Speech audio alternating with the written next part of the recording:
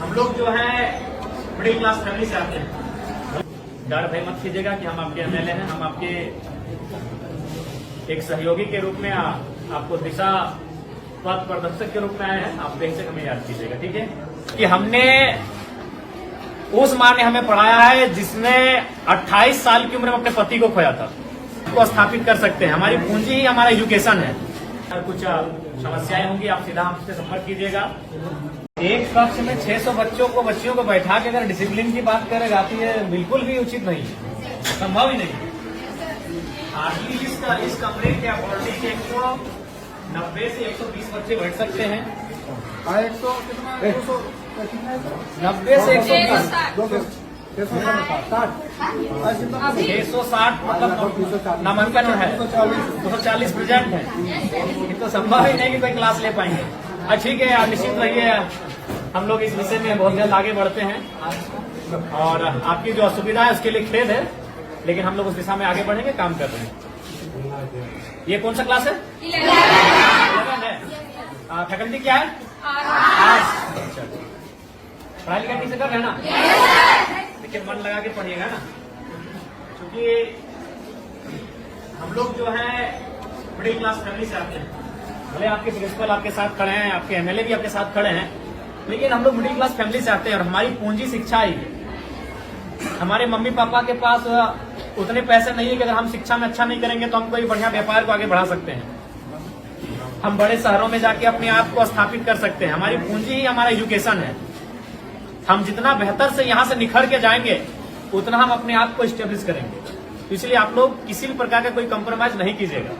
हम जानते हैं कि हो सके आपको समस्या आएंगी, क्योंकि बहन लोग को थोड़ी आ सकती है, क्योंकि आज भी लोगों की मानसिकताएं वैसी हैं। लेकिन आप निश्चिंत रहिए, अब जमाना बदला है, जमाने के लोगों की सोच बदली है और हमें लगता है कि बेटा और बेटी को समान दृष्टिकोण से लोग देख रहे हैं। तो आपको भी कुछ अगर सुविधाएं आएंगे तो उससे आपको पार जाना है। और कभी शिकायत और समस्या को लेकर अपनी पढ़ाई से कंप्रोमाइज मत कीजिएगा, इस चीज से कंप्रोमाइज मत कीजिएगा। देखिए, हम दूसरा का उदाहरण नहीं देंगे, आपके बीच आपके एमएलए खड़े हैं और हम आपको बताना चाहेंगे, हम अभी भी स्टूडेंट हैं। अभी हम धनबाद विनोद बिहारी महतो विश्वविद्यालय से डॉक्टर ऑफ फिलोसफी के स्कॉलर हैं। और ऐसा नहीं कि कंटिन्यू 2018 में हमारा एडमिशन है, बीच में 2 साल बाधित हुआ है, क्योंकि इसमें होता है कि साल में 1.5 साल में आपको प्रेजेंट करना पड़ता है अपना थीसिस। तो हम अभी भी कंटिन्यू हैं, क्योंकि हमने कभी एजुकेशन से कंप्रोमाइज नहीं किया है। तभी आज हम आपके एज एमएलए के रूप में आपके बीच खड़े हैं। और हमें तो लगता है कि आप कम से कम हमसे बेहतर परिवार से ताल्लुक रखते होंगे, क्योंकि हम उतना समय नहीं कि हम आपको अपनी घटना सुनाए, लेकिन संक्षिप्त में इतना बताना चाहेंगे कि हमने उस माँ ने हमें पढ़ाया है जिसने 28 साल की उम्र में अपने पति को खोया था। मात्र 28 ईयर हमारी माँ की आयु थी। हमारा जो छोटा भाई था वो मैंने गर्भ नहीं था, उसका जन्म भी नहीं हुआ, तो दुनिया उसने देखा नहीं। तो उस समय हमारे पिता को हमारी माँ ने खोया था। उसी साल हमारे दादाजी का भी देहांत हुआ था और ठीक उससे 2 साल पहले हमारी एक बहन और एक भाई, और उससे ठीक 1 साल पहले 1.5 साल पहले हमारे एक बहन का भी डेथ हुआ था। तो उस परिस्थिति में एक स्त्री ने हमारा परवरिश किया और आज आपके एमएलए के रूप में हम हैं। हमने कभी एजुकेशन से कंप्रोमाइज नहीं किया है। आज भी हम स्टूडेंट हैं, आज भी हम स्कॉलर हैं। इसलिए आपको आपके एमएलए ये संदेश देना चाहेंगे कि किसी भी परिस्थिति में आप अपनी पढ़ाई से समझौता नहीं कीजिएगा। यही आपकी पूंजी है, क्योंकि आपके माता पिता अगर सक्षम है तो अच्छी बात है, हम भी शुभकामना देते हैं कि आप बहुत सक्षम हो। लेकिन ये अधिकांश ये सत्य है कि हम लोग मिडिल क्लास फैमिली से आते हैं और हमारी पूंजी पैसा नहीं है, हमारी पूंजी एजुकेशन है। आप जितना यहाँ से निखर के जाएंगे उतना बेहतर आपका भविष्य होगा। इसीलिए कंप्रोमाइज बिल्कुल मत कीजिएगा। अगर आप पढ़ के जाएंगे तो कोई ना कोई रास्ता मिल जाएगा। अगर आप जमाने के अनुसार अपने आप को बनाएंगे तो कोई ना कोई रास्ता मिल जाएगा। अगर दुनिया में इतने लोग हैं तो उतना रास्ता भी है, लेकिन आप अपने आप को उस युग रखोगे तब ना। इसलिए आपको हमारी शुभकामनाएं हैं, आप लोग बेहतर करें। और जो भी आपकी समस्या है उनको हम लोग जानने के लिए आपके बीच आए हैं। आपके तमाम शिक्षक, प्रिंसिपल महोदय सब हमारे साथ, हम लोग विजिट कर रहे हैं और जो भी समस्याएं छनकर आएगी उनको लेकर हम लोग काम करेंगे, ठीक है। तो हम ठीक है, आप पढ़ाते रहो। सबसे पहले हमारी बात को आप लोग सुनिए। 10 में है ना? देखिए, 10 में अगर आप है तो अभी ये महीना है दिसंबर का, आपके पास काफी कम समय है। इसलिए आपसे हम यही संदेश मेरा रहेगा कि आपको अभी यहाँ से पूरा अलर्ट रहना है। इसलिए बाबू साहब कि देखिए अभी जनवरी आएगा, आप कुछ दिन पिकनिक में चला जाएगा, फिर मकर संक्रांति आएगा, फिर सरस्वती पूजा आएगा, तो हमारे पास अगर देखा जाए तो काफी कम समय है और आप अभी उस मुकाम में हैं जहां अपने आप को बढ़ाएंगे।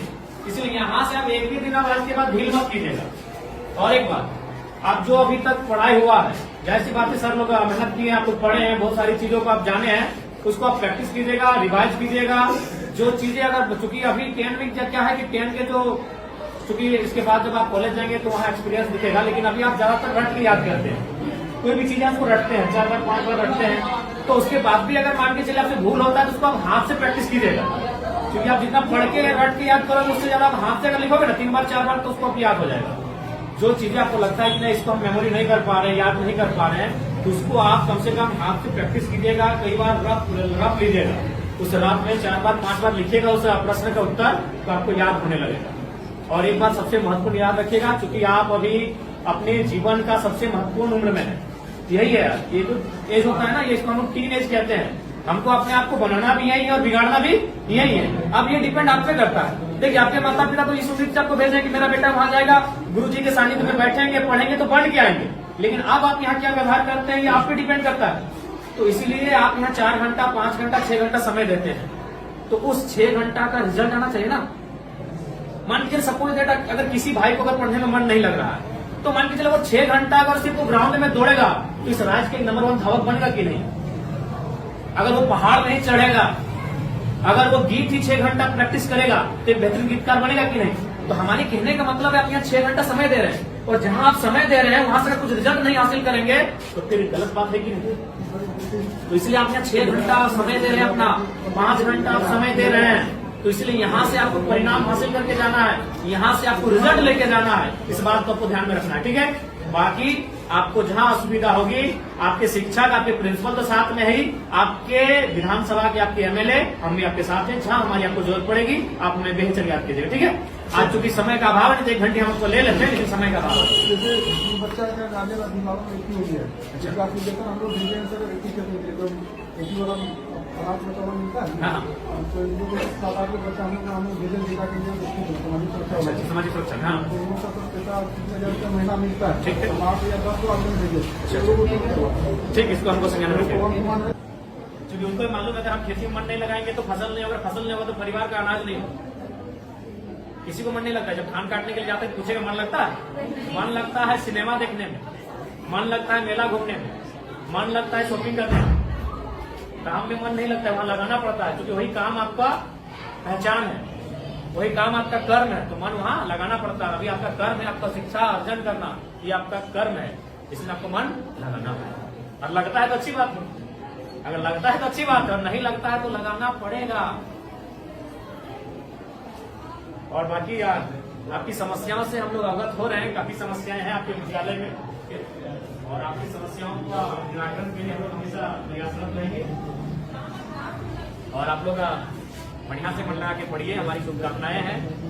अगर कुछ समस्याएं होंगी आप सीधा हमसे संपर्क कीजिएगा, और बेहतर अपनी बात को रखिएगा, डर भय मत कीजिएगा कि हम आपके एमएलए हैं, हम आपके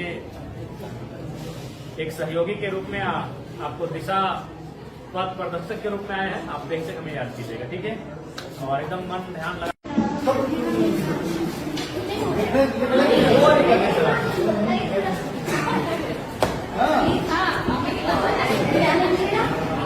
Thank you.